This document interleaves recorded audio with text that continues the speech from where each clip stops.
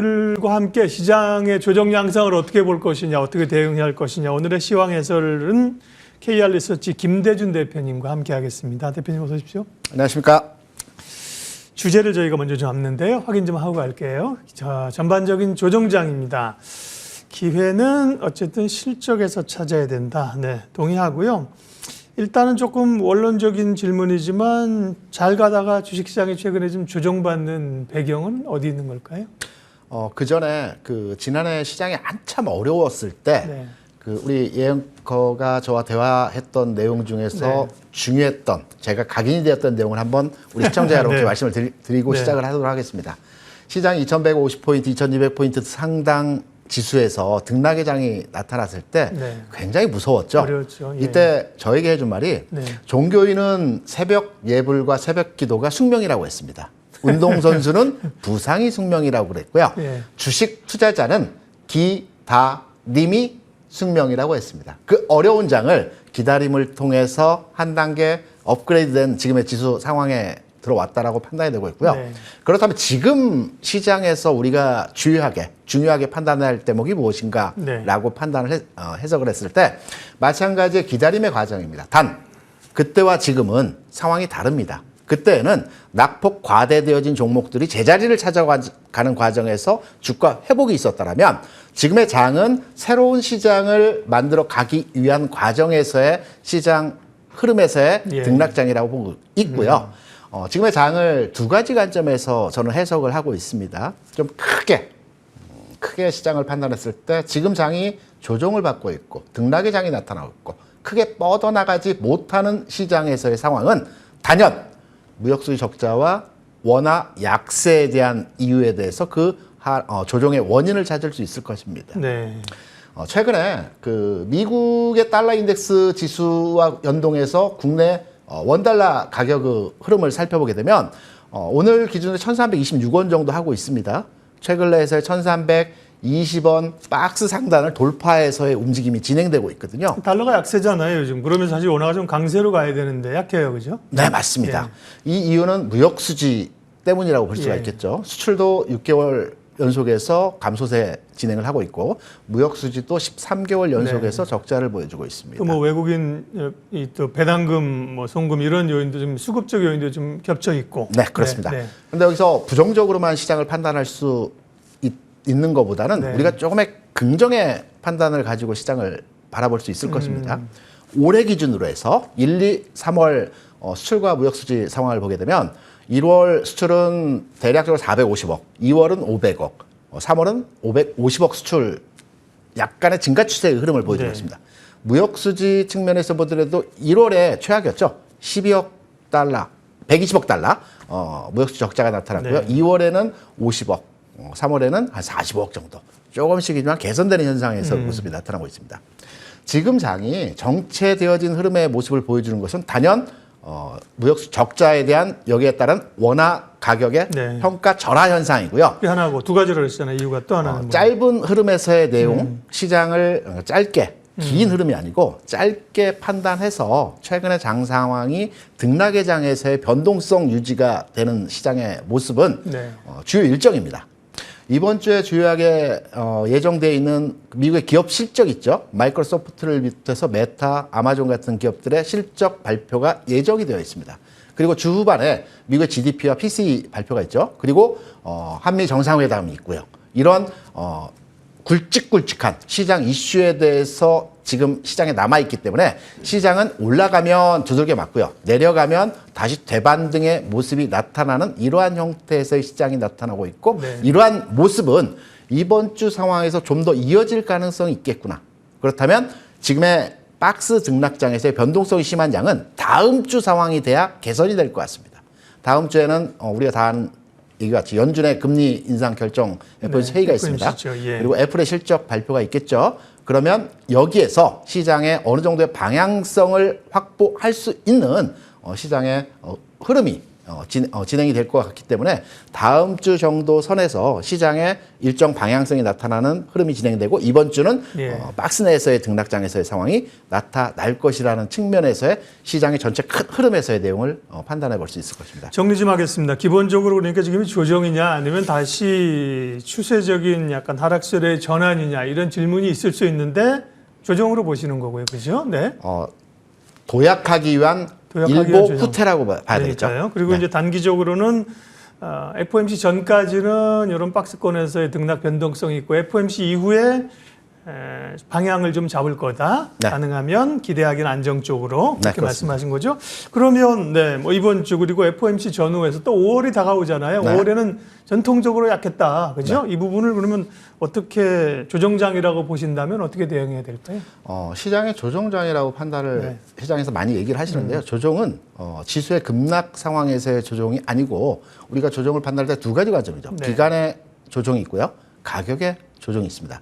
5월장 마찬가지로의 가격의 조정보다는 기관화 장세, 기간의 조정의 현상이 나타나는 기간 조정의 형태에서의 시장이 나타날 것이라는 측면으로 대응을 하고 있습니다. 여기에 대한 이유는 앞서 잠깐 말씀드린 그 최근에 수출이나 무역 수지가 좀 더 개선되고 있는 현상에서의 모습들이 조금씩 나타나고 있기 때문에 이 부분들이 가시적으로 진행될 수 있는 한 7월 정도에서 큰 시장에서의 흐름은 진행이 될 수 있다. 이렇게 해석을 하고 있습니다. 네.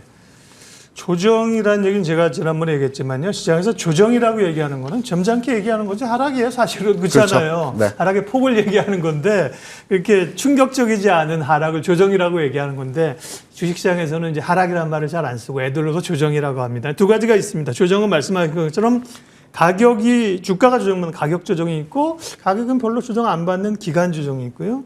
또 다른 측면이 있어요. 조정일 때 팔아야 하는 조정이 있고 사야 하는 조정이 있어요. 그죠? 네. 그러니까 완만한 조정으로 보셨다는 거예요. 그러면 이 조정 기간 변동성을 이용해서 어쨌든 간에 줄였던 비중을 좀 채우자.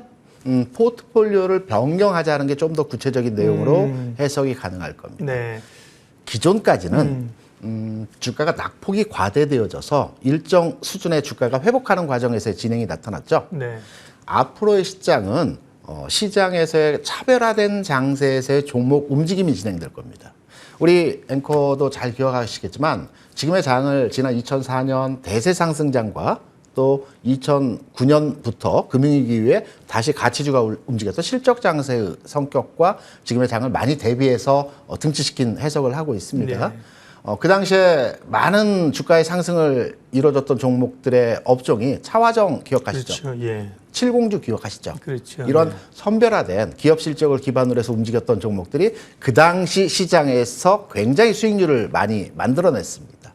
지금의 장도 기존까지는 주가가 일정 수준의 회복 과정을 거치는 과정에서의 흐름이 나타났다고 한다면 이제부터는 실적을 기반으로 해서 가치주 섹터의 업종의 종목들이 움직일 것 같고요.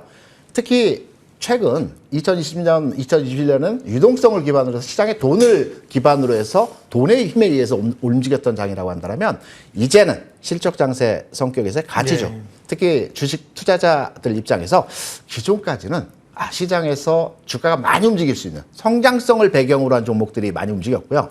이제 어느 정도 하락 과정을 지키고 나서 그래 주식 투자는 기업 가치, 안정성, 실적이 기반된 종목으로 투자되어야 된다라는 시장 심리가 변화해서 이제 실적을 기반으로 한 종목들의 시장 움직임이 나타날 것 같습니다. 섹터 얘기 더 여쭤볼게요. 아까 이제 뭐 옛날에 이제 주도주는 항상 스토리가 있죠. 과거에 뭐 네. 차화정도 있었고 전차고 운전도 있었고 너무 옛날 얘기하니까 우리 PD님이 옛날 얘기하지 말래요. 최근에는 이제 태조 이방원, 2차 전지 이런 거 네. 했잖아요. 네네.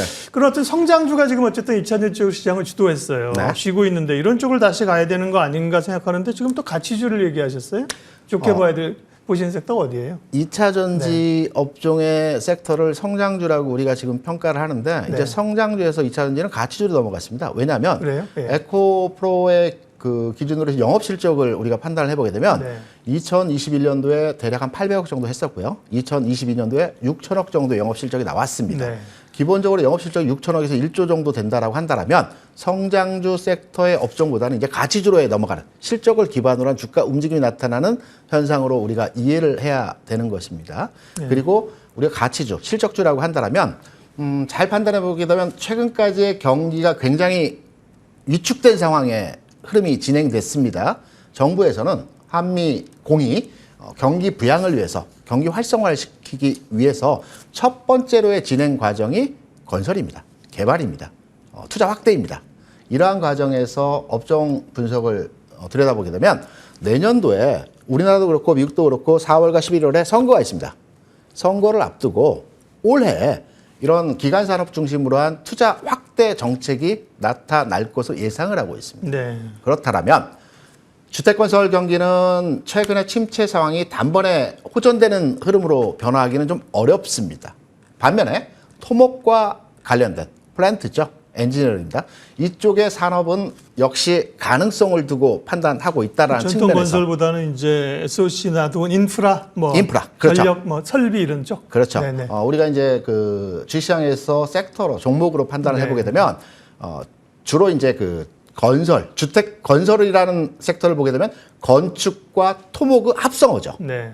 그래서 건설 쪽은 주로 주택 건설에 대한 부분을 얘기하는 거고요. 토목은 SOC 또는 토목 관련한 이 기간 산업 관련된 종목들에 대한 투자되어진 종목들입니다. 시장에서 보면 삼성 엔지니어를 비롯해서 네. 뭐 DL, ENC라든가 또 대우 건설 같은 종목들의 섹터가 이 플랜트 엔지니어링에 포함되는 종목의 흐름이라고 볼 수 있습니다. 지금은 네. 주가가 크게 움직이지는 않고 있습니다. 하지만 우리 한 발 앞서 다음 장을 대비한다라는 측면에서 선제적으로 우리가 종목에 대한 관심을 가질 때 이 섹터에 대한 관심을 여전히 네. 유효하게 가져가야 된다는 측면으로 해석을 하고 있습니다. 김재든 대표님이 저희 이 코너에는 처음 오셨기 때문에 어쨌든 시장에 대한 비교가 어떠신가, 어떤 걸 좋게 보고 계신가가 이제 우리의 관심사인데 네. 아까 말한 것처럼 뭐 에코프로를 성장주가 아니라 가치주로 볼 것이냐 여기에서는 좀 악유가 있고 그건 네네. 나중에 얘기하고 어쨌든 간에 좋게 보신 건설 얘기하셨고 또요. 네. 어느 쪽 좋게 보세요? 건설과 철강이죠. 철강. 우리가 이제 네. 저루방 산업이라고 많이 얘기를 하지 않습니까? 예.